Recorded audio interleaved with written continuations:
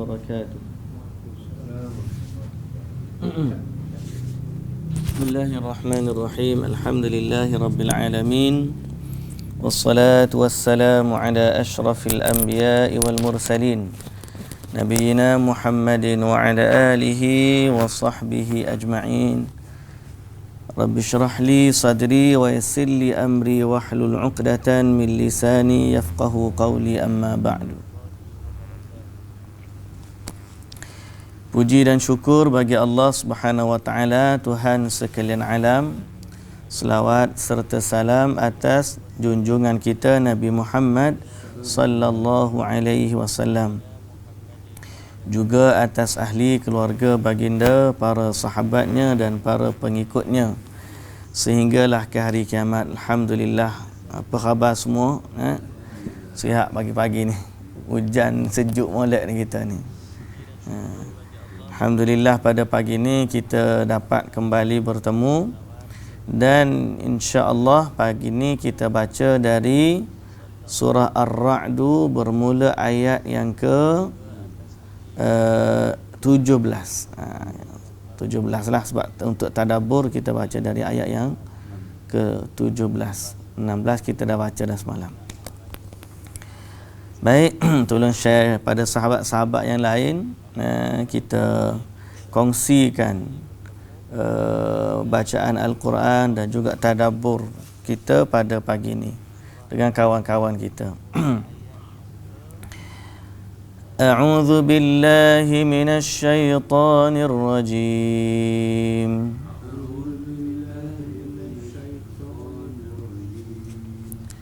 Bismillahirrahmanirrahim.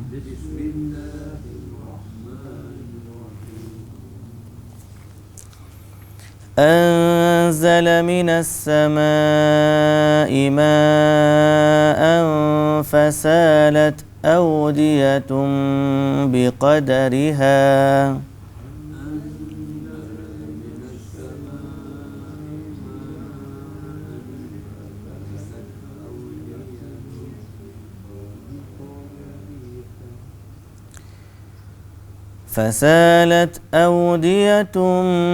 بقدرها فاحتمل السيل زبدا رابيا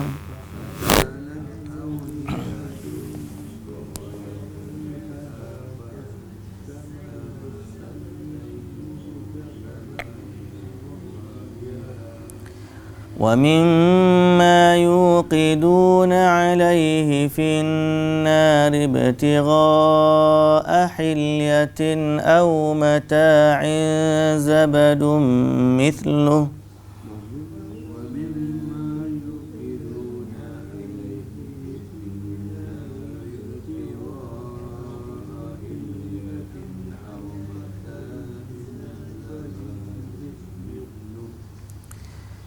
كذلك يضرب الله الحق والباطل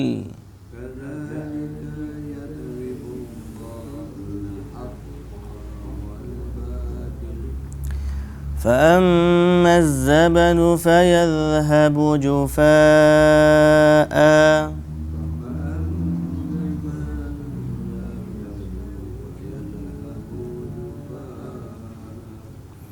وأما ما ينفع الناس فيمكث في الأرض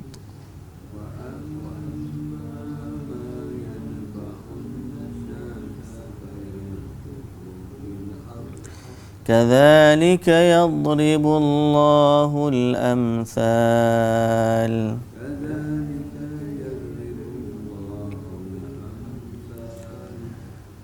للذين استجابوا لربهم الحسنى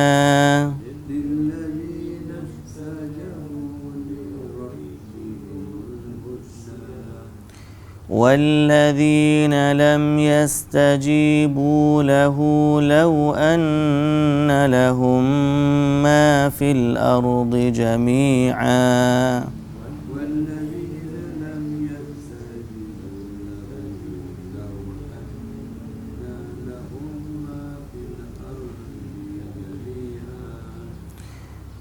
ومثله معه لافتدوا به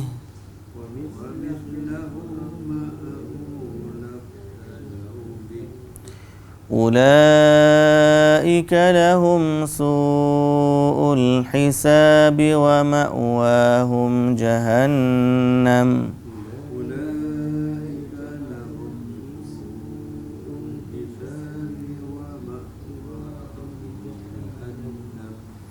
وبئس المهاد.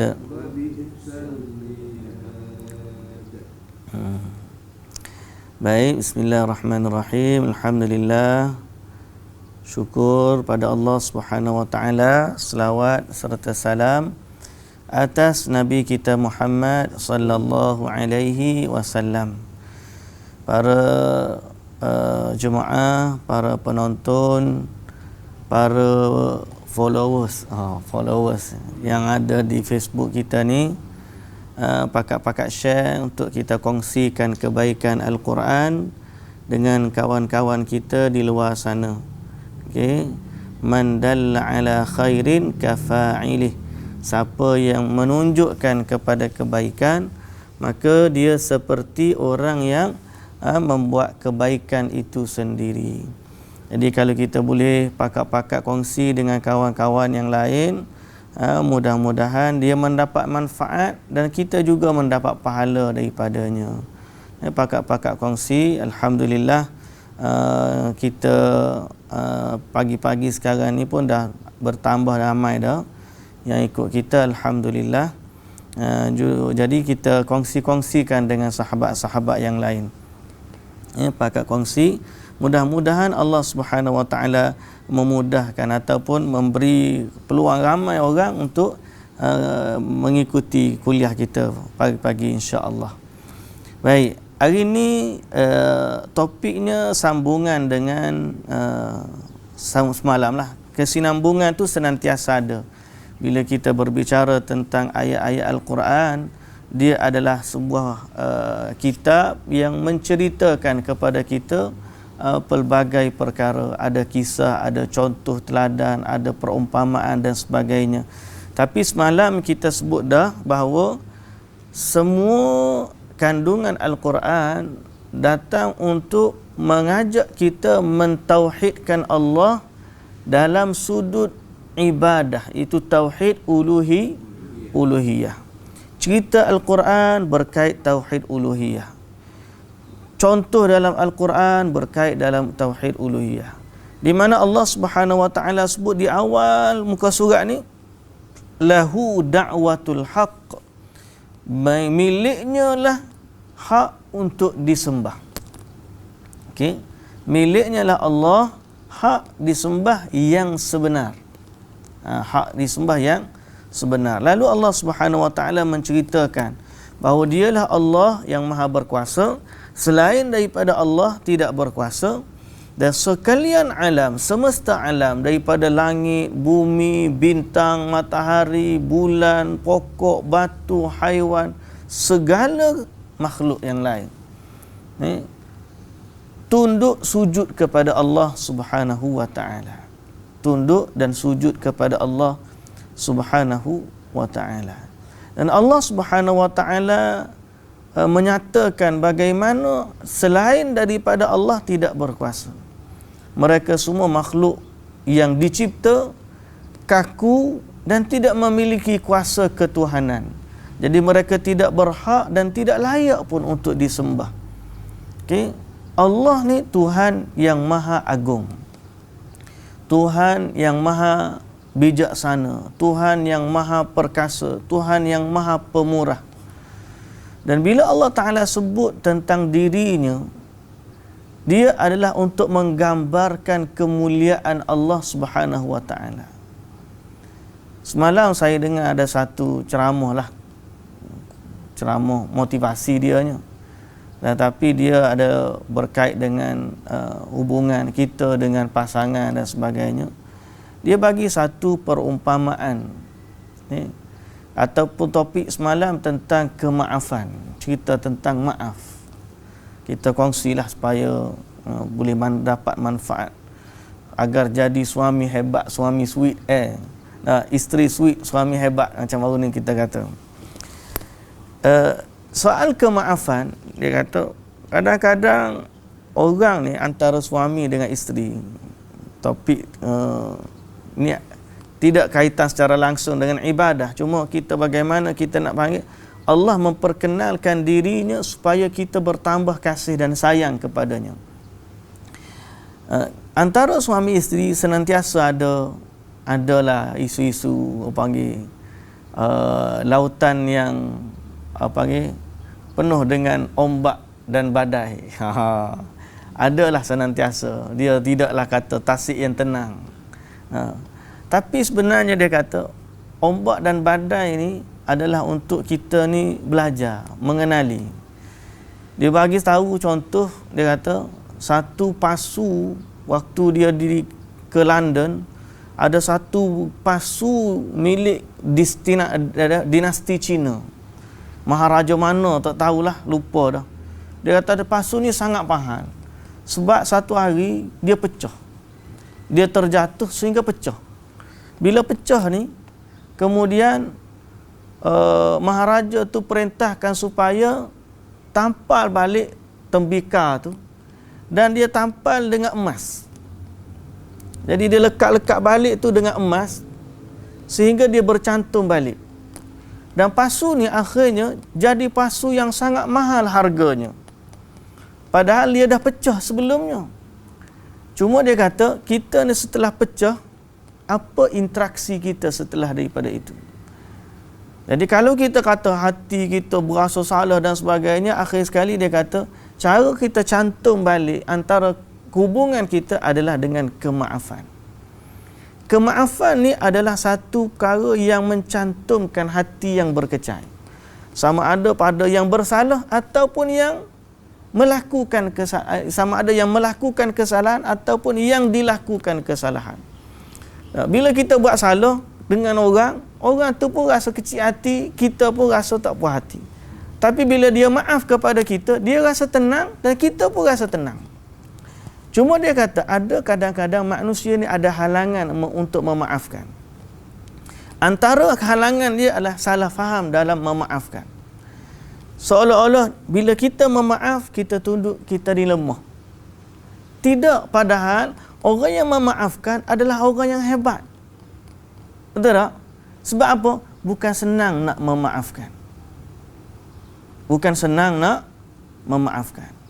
Dan bagi pihak yang mana dimaafkan, bila dia dimaafkan hatinya rasa tenang, dia akan memberikan satu gambaran bahawa orang yang memaafkan dia adalah orang yang sangat baik hati. Sehingga akhirnya dengan kemaafan kita akan mendapatkan kasih sayang, kehormatan, kemuliaan dan sebagainya. Tapi kalau badai itu tak berlaku, semua yang kita sebut tadi tak akan ada. Sebab itu Allah Subhanahu Wa Taala menciptakan badai dan ombak supaya rentetan tadi berlaku begitu. Dan inilah rahsianya manusia tu makhluk yang hebat. Sebab apa? Malaikat tak ada badai dan ombak dalam hidup dia. Dia tak ada isu dengan soal dia nak taat ataupun nak buat maksiat. Tak ada. Pasal malaikat adalah makhluk yang taat kepada Allah. Tapi manusia hebat. Sebab apa? Sebab Allah nak memberikan kemaafan kepada manusia. Sebab itu Allah jadikan manusia ni makhluk yang bersalah. Allah uji manusia. Sebab apa? Dengan sebab ujian itulah manusia ni boleh minta ampun kepada Allah. Allah boleh memaafkan. Malaikat ada tak dia diistighfar untuk dirinya sendiri? Tak. Malaikat beristighfar dalam Al-Quran, malaikat beristighfar untuk orang beriman.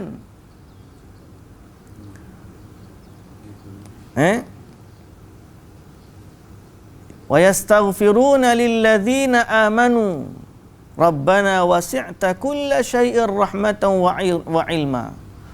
faghfir lil ladzina tabu wattaba'u sabilaka wa qihim adzabal jahim. Malaikat dia minta ampun kepada Allah untuk kita. Pasal apa? Pasal dia tak ada dosa. Malaikat tak ada dosa. Tapi Allah jadikan kita ni ada dosa sehingga bila dengan kesalahan tersebut kita boleh beristighfar kepada Allah. Dan kita boleh minta ampun kepada Allah. Kita boleh beramal kepada Allah. Akhirnya berbalik kepada contoh pasu yang bertatah emas tadi. Dia pecah. Tapi kerana apabila ditampal dengan emas, dia jadi lagi mahal daripada pasu yang tak pernah pecah. Tapi ingat, kalau tidak ditampal dengan emas, pasu itu akan hilang harganya dan tak ada makna sedikit pun. Manusia pun lagu tu juga. Dengan Allah Azza wa Jalla, kalau dia ni bersalah dengan Allah, dia istighfar, maka kemuliaan dia akan bertambah. Tapi kalau dia tidak beristighfar kepada Allah, dia jadi seperti pasu yang pecah, hancur, berkecai dan tak ada makna di sisi Allah Subhanahu wa taala. Jadi dengan kemaafan itu kita melihat Allahu Akbar, betapa agungnya Allah Subhanahu wa taala, Tuhan yang Maha Pemaaf. Dan Allah dia melihat manusia ni dengan pandangan kasih sayang lebih daripada makhluknya yang lain. Walaqad karramna bani Adam wa hamalnahum fil barri wal bahr. Allah muliakan anak cucu Nabi Adam alaihi salam. Padahal kita lah yang paling banyak salah daripada kalangan makhluk. Makhluk-makhluk lain tak banyak salah macam manusia. Manusia ni banyak salah dia. Pokok apa maksiat dia nak buat kepada Allah. Bintang apa maksiat dia nak buat kepada Allah. Matahari setiap hari taat dia kepada Allah. Terbit dari ufuk barat, daripada ufuk timur, terbenam di ufuk barat. Setelah tu minta izin dengan Allah nak terbit balik. Allah izinkan besok terbit pula, kemudian terbenam, minta izin lagi. Setiap hari tanpa miss, dia minta izin dengan Allah untuk terbit dari ufuk timur. Matahari taatnya kepada Allah. Malaikat taat. Dia tak ada sebab nak istighfar. Hatta ikan di laut, istighfar dia untuk orang beriman.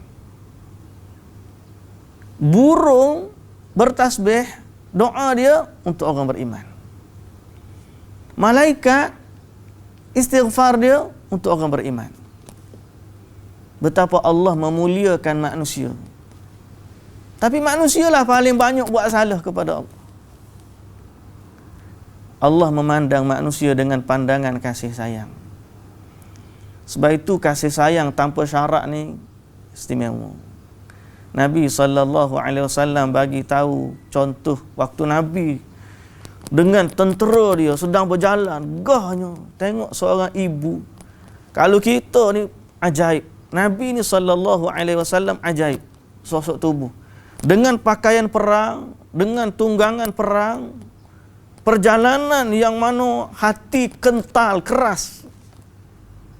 Lalu tepi seorang ibu dengan bayi daripada kalangan tawanan perang. Nabi tengok, Nabi kata kepada sahabat-sahabat dia, tengok ibu tadi dengan anak dia. Rasa-rasa ibu tu nak campak anak tu dalam api.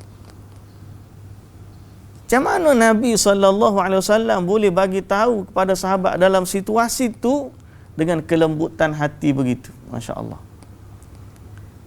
Dia kata ibu tu tak akan campakkan anak dia dalam. Ni kasih sayang ibu tanpa syarat. Ibu ni anak dia buat salah, bunuh orang sekalipun, dia masih lagi tak sayang pada anak dia. Allah kasih kepada hamba-Nya lebih daripada ibu tadi kasih kepada anaknya. Sebab tu yang kita nampak adalah kemuliaan. Maha mulianya Allah, maha kasihnya Allah, maha pengasihnya Allah, maha pemurahnya Allah, maha pengampunnya Allah Subhanahu wa ta'ala. Jadi kembali kepada Allah Subhanahu wa ta'ala.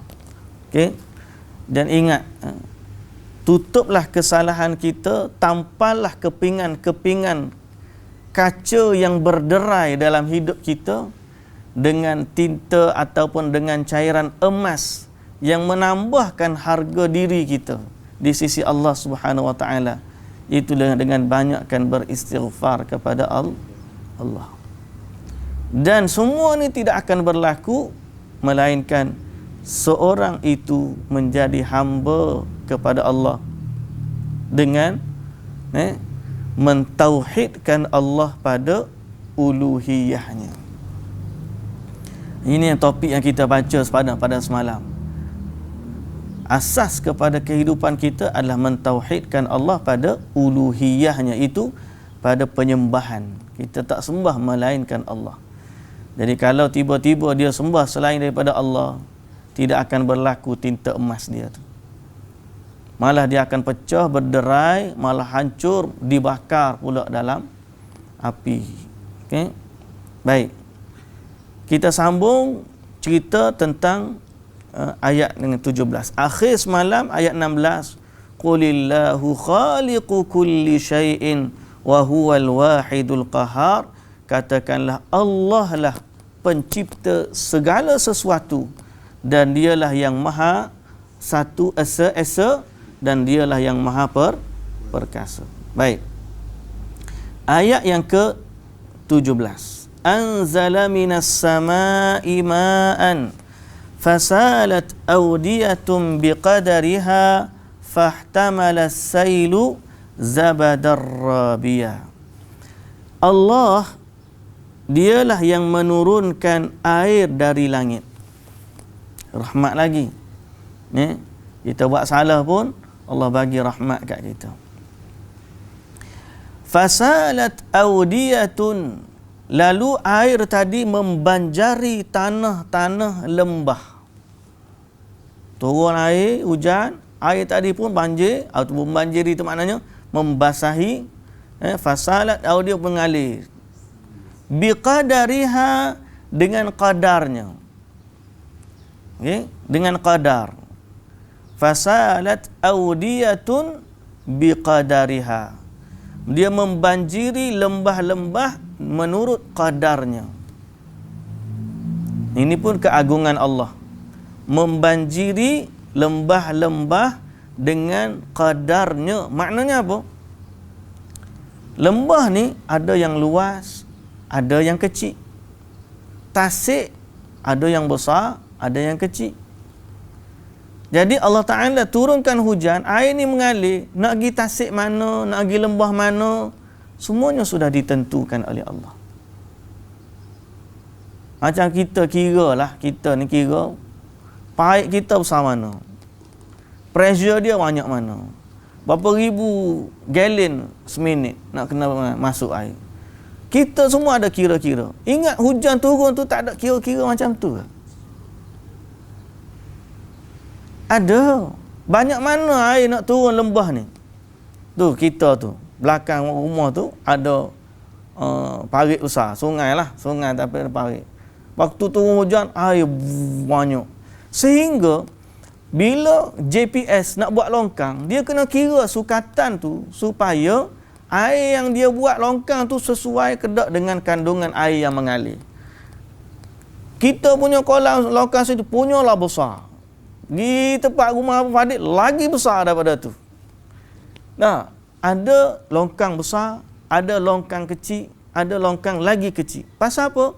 Sebab GPS bila dia nak buat saliran, dia kena kaji berapa kuantiti air yang nak mengalir. Sebelum GPS kaji, siapa yang tentukan kadar air tu nak mengalir banyak mana? Allah. Sungai, ada sungai kecil, ada sungai besar. Siapa yang tentukan kadar dia? Allah. Jadi Allah Ta'ala kata, fasalat awdiyatun biqadariha. Membanjiri tanah-tanah lembah menurut kadarnya. Ada yang banyak, ada yang sikit. Okay? Maha suci Allah. Yang ditetapkan untuk faedah kepada manusia. Fahtamala sailu zabadar rabiyah. Maka banjir itu membawa buih-buih yang terapung. Perhati tak? Waktu kita musim banjir, ada buih duk terapung je. Bila ni? Bila berlaku hujan. Okay? Bila berlaku hujan. Kalau musim biasa, tak ada. Tapi kalau musim hujan, adalah air. Buih tadi. Wa mimma yuqiduna alaihi finnar, dan dari apa yang dibakar di dalam api untuk dijadikan barang perhiasan atau perkakas yang diperlukan. Apa dia bakar dalam api? Emas, perak, besi. Kalau bakar dalam api, keluar juga buih seperti itu. Jadi ada dua contoh dalam ayat ni. Satu contoh dengan air, dua contoh dengan api. Okey, contoh dengan air, contoh dengan api. Dalam Quran banyak contoh dengan air dan api ni. Jangan pula orang kaji pula teori konspirasi air dengan api ni tak tahu. Wallahu taala alam. Macam kita nak kata dalam Quran banyak contoh tentang air dan api. Boleh jadi sebab inilah kita sangat perlu kepadanya. Air dan juga api. Kita keperluan kita tu. Wallahu taala alam. Baik. Demikianlah Allah memberikan misal perbandingan tentang perkara yang benar dan juga yang salah. Okey. Benar yang salah. Macam mana tentang kebenaran dan kebatilan? Contoh dia, fa ammaz zabadu fayadhhabu jufaa. Adapun buih itu maka akan hilang lenyaplah dia, hanyut terbuang. Buih tu mengalir lama-lama pecah dan hilang. Wa amma zabadu fayadhhabu jufaa wa amma ma yanfa'un nas, dan apa yang memberi faedah kepada manusia. Air tadi, besi tadi, emas tadi, perak tadi. Okey? Wa amma ma yanfa' fayamkuthu fil ard, maka dia tetap tinggal di bumi. Maka kekallah dia. Mana kebatilan, mana kebenaran? Kebenaran akan kekal, kebatilan akan hilang seperti buih yang datang selepas banjir. Buih itu akan hilang. Yang kekal, kebenaran. Sebab itu, agama yang benar akan kekal sampai akhir. Agama yang tak benar, mungkin namanya ada, tapi kefahaman dia dah tak ada. Ajaran-ajaran sesat pelik kadang-kadang hilang begitu je. Islam, agama yang benar kekal. Kalau mereka bertahan juga, sampai bila nak bertahan? Paling-paling sampai dia mati, hari akhirat, semua yang disembah selain dari Allah akhirnya hilang, binasa. Demikianlah Allah menerangkan misal-misal perbandingan. Allah menerangkan misal perbandingan. Baik. Kita sebut tadi contoh dalam Quran ni ataupun contoh dalam Al-Quran. Kata Ibnu Abbas, buih itu adalah rasa syak, ragu dalam hidup. Keraguan dalam hidup hilang, tak membawa faedah sedikit pun. Tapi keimanan kepada Allah, keyakinan kepada Allah akan menyebabkan amalan kita pun kekal sepanjang zaman. Okay? Dalam Al-Quran banyak contoh tentang api dan juga air. Kita sebut tadi. Maka saya baca apa yang disebut dalam tafsir ni. Okay? Allah Subhanahu Wa Taala sebut tentang api dan juga air. Pertama, seperti orang munafik. Munafik, Allah Ta'ala sebut, perumpamaan mereka seperti orang yang menyalakan api. Falamma adha'at ma hawlahu dhahaba Allahu bi nurihim wa tarakahum fi dhulumatin la yubsirun. Nyala api, kemudian bila bercahaya, Allah Ta'ala hilangkan cahaya dia. Orang munafik ni nampak api ada tapi sebenarnya api tak ada cahaya. Perumpamaan yang kedua, Allah Subhanahu Wa Taala sebut ataupun Nabi sallallahu alaihi wasallam sebut tentang Kita sebut air dulu. Sebab ayat Quran ni tentang air dulu. Nabi SAW dia kata, ma inna mathala ma ba'athani Allahu bihi minal huda wal ilm. Perumpamaan apa yang aku diutuskan dengannya dari ilmu dan petunjuk yang Nabi bawa ni seperti air yang turun. Ada air bila timpa tanah, tanah tu subur dan menumbuhkan tumbuh-tumbuhan. Ada tanah yang bila tu tidak menyerap air tapi dia menakung air. Dan ada tanah yang mana bila kena air tidak menakung air dan tidak menumbuhkan tumbuhan. Jadi Nabi SAW kata, begitulah perumpamaan dia dengan manusia. Wahyu Allah tu seperti air yang turun menimpa bumi. Itu perumpamaan dengan air. Perumpamaan dengan api pula Nabi SAW sebut, perumpamaan aku dengan manusia seperti seorang lelaki menyalakan api, kemudian datanglah binatang-binatang yang kecil, serangga, terbang nak masuk ke dalam api. Maka lelaki tadi akan halang, jangan masuk api, jangan masuk api. Tapi binatang tersebut tak dengar perkataan lelaki tadi, pergi juga dekat api. Lalu Nabi kata, aku begitulah perumpamaan aku. Ada api, tugas aku nak menyala. Ada api dan orang ni dia tak sedar. Dia nak pergi ke api. Aku ni kata Nabi SAW sama seperti orang yang menghalang manusia masuk api. Jangan pergi, jangan buat, jangan pergi, jangan buat. Tapi manusia lari daripada Nabi dan mereka masuk ke dalam api. Itu contoh dalam hadis. Cerita tentang bagaimana perumpamaan. Allah bagi ni analogi. Sebab tu kita pun suka bagi analogi nak suruh faham. Kita bagi analogi pegawai JPJ lah. Untuk test kita. Bagi analogi jari nak kesempurnaan agama. Banyak.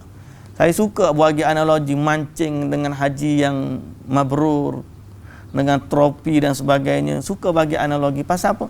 Manusia mudah faham. Jadi Allah bagi kepada kita contoh perbandingan.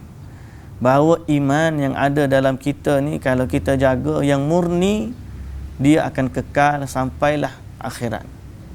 Tapi agama yang lain daripada Islam akan hilang. Mati je dia akan bertemu dengan agama yang sebenar. Di saat itu semua yang dia sembah selain dari Allah akan hilang binasa dan tidak bermanfaat baginya. Baik. Sebab itu Allah Subhanahu wa taala sebut dalam ayat yang seterusnya, lilladzina istajabu lirabbihimul husna. Bagi orang yang menyahut seruan Tuhan mereka, balasan sahajalah balasan yang sebaik-baiknya. Lilladzina istajabu lirabbihim alhusna. Bagi orang yang menyahut seruan Tuhan mereka sahajalah balasan yang sebaik-baiknya. Orang yang dapat baik, kebalasan yang baik ni adalah orang yang menyahut seruan Tuhan. Allah dah panggil kita beriman dengan dia. Siapa yang sahut seruan Allah, dia dapat kebaikan. Kebaikan ni syurga lah. Al-husna, syurga. Tapi walladzina lam yastajibu lahu.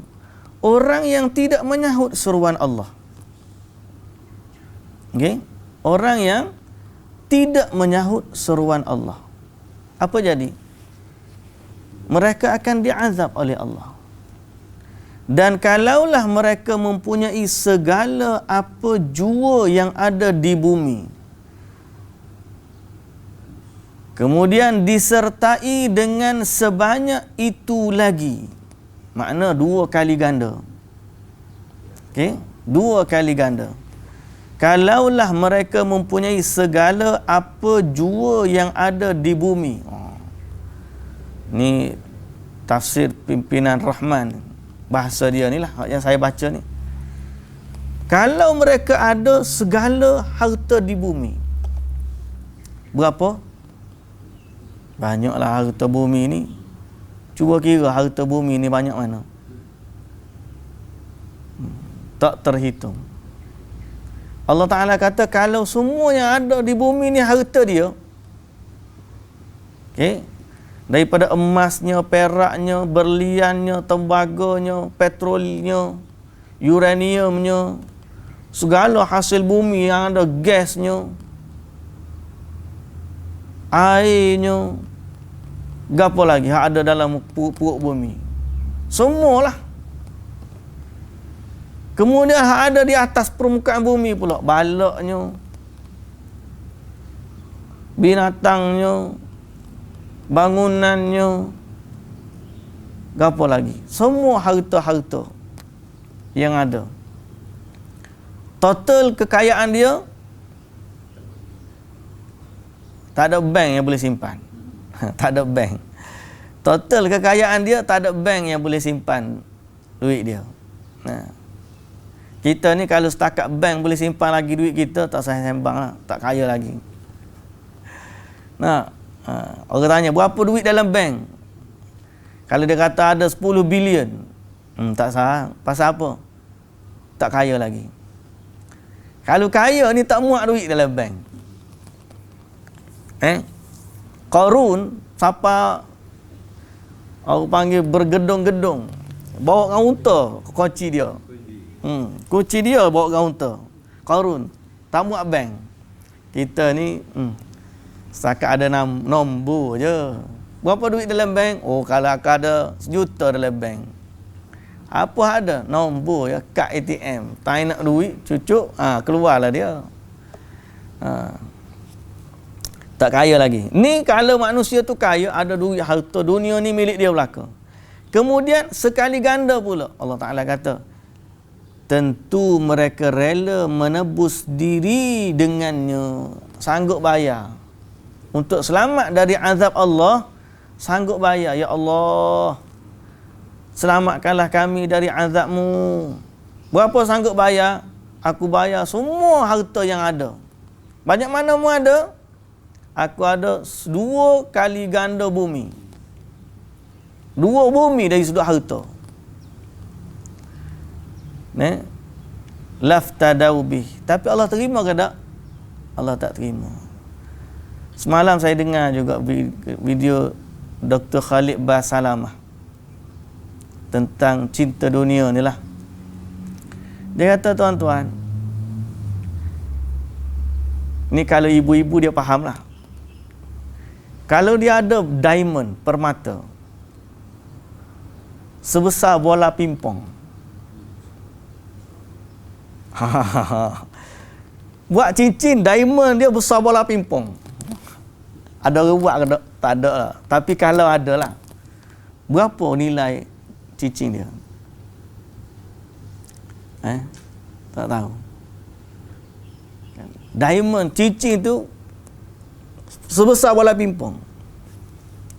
Tak.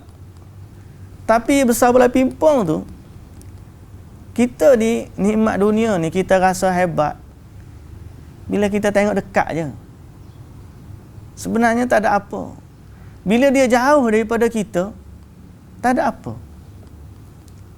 Sebesar bola pimpong tu, kalau duduk sini dengan 100 meter tak nampak dah. Kereta, marilah kereta gapo? Kereta Porsche ko, Ferrari ko, Lamborghini ko, Maserati ko. Nak banding dengan kereta Proton, Nissan, Toyota, Honda. Waktu duduk depan kita ni, nampak hebat. Cuba kita naik pesawat, naik kapal terbang. Nah, kita tengok kereta bawah tu kecil je. Lepas pada tu, kita tengok di atas tu, sama je Ferrari ko, Lamborghini ko, Honda ko, Toyota ko. Sama je bawah tu, sama je. Tu baru naik kapal terbang. baru naik kapal terbang. Kita tengok sama je kereta. Turun bawah tu, oh rasa hebat ni kereta ni berapa? Ni 500,000. Kereta ni berapa? 1 juta. Ni kereta apa? Ni 50,000 je. Padahal kita naik tadi 1 juta ke 500,000 ke 50,000 ke hatta 5,000 ke, kita naik kereta kapal terbang, kita dah tengok bawah tu sama je bergerak belaka. Tak ada beza. Demikianlah dunia kita. Bumi ni kecil je sebenarnya. Bila akhirat nanti, bila kita tengok bumi ni dia banding dengan sekalian makhluk lain. Malaikat tengok bumi tu, Allah kecil. Tak padan kamu duduk berubuk selama ni. Kecil je. Jibril kalau depa sayap dia ada 600 sayap. Satu sayap sudah cukup dah tutup langit dan bumi. Kecil ya kita ni. Jadi kalau dia ada 2 isi bumi, tiba-tiba dia nak tebus diri dia dengan Allah. Ya Allah, selamatkan aku daripada azab api neraka. Ni aku ada harta dunia, bumi dan seisinya 2 biji 2 kali ganda. 2 bumi ni. Ambillah ya Allah, aku tebus diriku daripada api neraka. Allah terima ke tak? Yang kamu bagi tu tak ada nilai di sisi Allah, kecil. Yang Allah Ta'ala bernilai di sisi Allah ni apa? Iman kita, ketakwaan kita, amalan kita di sisi Allah Subhanahu wa Ta'ala. Sebab tu kita kata hidup di dunia ni biarlah kita bijaksana. Bukan kita nak tolak dunia, tak. Allah jadikan dunia ni sebagai badai dan ombak. Tapi tujuan badai dan ombak, tujuan segala kenikmatan, tujuan segala ujian adalah untuk kita kutip emas-emas yang ada untuk kita jadikan diri kita tambah bernilai di sisi Allah Subhanahu wa Ta'ala. Tapi asasnya mesti ada keimanan kepada Allah, kemudian dihiasi dengan amalan-amalan yang saleh. Okey.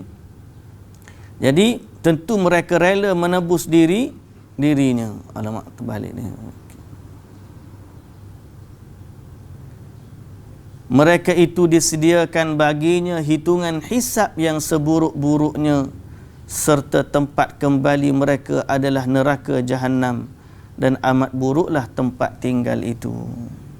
Semoga Allah Subhanahu wa Ta'ala menjaga iman kita, menjaga amalan kita, mentaufikkan kita untuk mendekatkan diri kepada Allah Subhanahu wa Ta'ala, mengampunkan dosa dan kesalahan kita. Dosa dan kesalahan tu normal.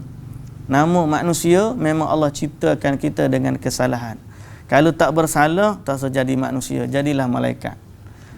Kalau tak mampu jadi malaikat, jadi batu, jadi pokok, tak ada kesalahan, duk keras situ je. Tapi Allah ciptakan manusia tu memang untuk buat salah. Cuma kesalahan itu sebenarnya adalah sebab untuk kita menambahkan nilai kita di sisi Allah. Jadilah kesalahan itu proses untuk kita ni bertambah baik. Dulu kita buat salah, kita bertaubat jadi lebih baik. Jadi jadikanlah kesalahan kita ni adalah proses untuk kita menjadi orang yang lebih baik di sisi Allah. Jangan menyesali kesalahan ataupun jangan kata aku ni orang jahat, aku ni orang tak. Semalam ada satu kisah juga, seorang syekh dia cerita. Kita terakhir kita ni banyak cerita, hari ni cerita je. Seorang syekh dia cerita driver taksi, riwayat driver taksi. Seorang driver taksi dia bagi tahu kepada syekh, dia ambil 4 orang pemuda daripada Riyadh nak pergi kepada Syarqiyah. Jarak perjalanan ni 400 km. Driver taksi kata, okeylah aku bawa. Dia naiklah 4 orang pergi. Sampai tengah jalan, dia nak semayang. Dia semayang, driver ni dia masa dia orang baik, dia pasal Quran, pasal kuliah. Sampai waktu semayang dia nak berhenti, dia pun ajak solat. Jom mari kita solat. Dia kata, wahai Am, dia kata, pakcik pergi dululah, kami tak semayang. Terkejut dia kata, aku seumur hidup di Saudi, dia kata, seumur hidup aku tak pernah, dia kata, ada orang Islam tak semayang. Terkejut dia. Ada dia orang Islam tak semayang. Kalau dia datang pak kita, dia tengok ramai lah. Ya. Ni cerita dululah. Lah ni pun budak-budak muda ke, Masya Allah. Ramai dah juga. Dia kata, ada dia orang tak semayang. Dia rasa pelik. Masa tu dia tak pernah jumpa. Dia kata, marilah semayang. Ni semayang ni kamu dengan Allah ni kena gini. Budak tu tadi dia kata, tak apalah muka pakcik ni duk belatir banyak. Dia pun, marilah kita gila ikut pakcik ni. Kami pun semayang, dia kata. Kan semayang asal 2 rakaat. Qasar pasal musafir. Lepas aku bagi salam, aku tengok seorang budak ni, ketua kata kami tak semayang tadi, tak bangun, duk sujud dia. Kami pun buat budak bobol lah sujud tu. Dia pun tolak, rebah, rupanya meninggal dalam sujud. Lepas daripada tu semua orang datang. Lepas tu ada seorang budak tu nak nangis sungguh. Orang pun tanya dia, Pak, kenapa? Dia kata, ni abang aku adik dia. Pakcik tahu tak, abang aku ni 15 tahun dah tak semayang. 15 tahun dah tak semayang. Tapi akhirnya Allah pilih dia meninggal dalam sujud. Pasal apa? Sebab di akhir hayat dia mengajak, dia menyahut panggilan orang yang suruh solat. Kalau tiba-tiba saat tu dia tak sahut, saya dia akan mati dalam kereta. Mati tak boleh nak tangguh walau sesaat. Saya dia akan mati dalam kereta tadi dalam keadaan dia tak semayang. Tapi oleh kerana dia menyahut panggilan pakcik tu, kita tak tahu mati kita ni bila, tak tahu. Tapi oleh kerana dia menyahut panggilan pakcik itu, akhir sekali Allah pilih dia untuk dia meninggal dalam keadaan dia sujud. Jadi isunya jangan tak semayang 15 tahun lepas tu baru semayang. Tak. Ceritanya ialah kesalahan kita ni, jadikanlah dia sebagai sebab untuk kita menjadi orang yang lebih baik. Bila kita ada salah, contoh macam tadi 15 tahun, kita tak tahu, boleh jadi Allah pilih dia untuk meninggal saat itu. Kerana setelah daripada tu dia taubat kepada Allah. Dalam sujudnya dia bertaubat kepada Allah. Lalu Allah Ta'ala terima taubat dia. Dan kemudian semua 15 tahun tadi menjadi pahala atau kebaikan baginya yang Allah ganti dengan sebab taubat dia. Jadikanlah kesalahan kita yang dulu sebagai sebab untuk kita jadi orang lebih baik di sisi Allah. Kisah orang bunuh orang 100 orang. Dengan taubat dia jadi orang yang Masya Allah. Sampai malaikat berubuk antara rahmat dengan azab nak ambil roh dia. Padahal dia pernah bunuh orang. Jadi orang-orang yang banyak dosa, okay, kita bukan galak manusia buat dosa, tak. Tapi andai kata dulu kita ada kesalahan, jadikanlah dia sebagai asbab untuk kita menjadi orang yang lebih baik di sisi Allah. Kerana dengan taubat kesalahan itu, Allah ampunkan kesalahan dan Allah tukar dosa menjadi pahala. Mudah-mudahan Allah Subhanahu Wa Taala memberikan kebaikan kepada kita. Okey. Cerita Quran ni memang banyak. Cerita Quran memang banyak. Kita pun seronok kadang-kadang dengar cerita, banyak cerita hari ni. Jadi sambung besok lah pula. Kalau cerita hari ni tak habis kita pukul 8 dah ni. Baik, habislah ayat kita pada hari ini. Semoga Allah memberkati kita semua. Terima kasih kepada semua yang menonton dan yang juga hadir. Wallahu taala alam. Subhanakallahumma wa bihamdika asyhadu an la ilaha illa anta astaghfiruka wa atubu ilaik. Assalamualaikum warahmatullahi wabarakatuh.